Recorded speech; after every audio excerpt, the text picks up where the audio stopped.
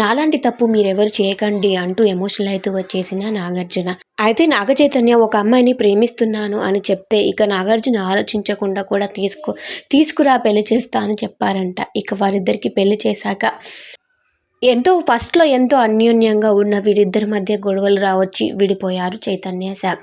అయితే వీరిద్దరు విడిపోయాక ఇక కొద్ది రోజులకి శోభిత పరిచయం అయ్యాక శోభితని లవ్ చేసి పెళ్లి చేసుకున్నారు నాగచైతన్య. ఇక అప్పట్లో సమంత వారసుని ఇస్తుంది అనుకున్నారు. ఇక ఆ కోరిక శామ్ తీర్చలేకపోయింది. అప్పుడు ఆలోచించకుండా ఇద్దరి మధ్య ఏంటి వారి రుచులు, స్వభావాలు, అభిరుచులు ఏంటి అని కనుక్కోకుండా తొందరపడి పెళ్లి చేశాను. ఇక వారి బంధం నిలబడలేకపోయింది. ఇప్పుడు వీరిద్దరికి అన్నీ కనుక్కొని చేశాను.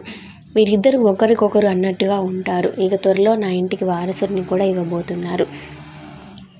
అలాంటి మిస్టేక్స్ మీరెవరు చేయకండి. ఇక ఎవరు పెళ్లి చేసుకున్నా సరే వారిద్దరు రుచులు, అభిరుచులు కలిసాయా, వీరిద్దరు లైఫ్ లాంగ్ కలిసి ఉండగలుగుతారా అని తెలుసుకొని పెళ్ళిళ్ళు చేయండి. ఇక నేను చేసిన తప్పు ఎవరు చేయొద్దు అంటూ ఎమోషనల్ అయితే వచ్చేసారు.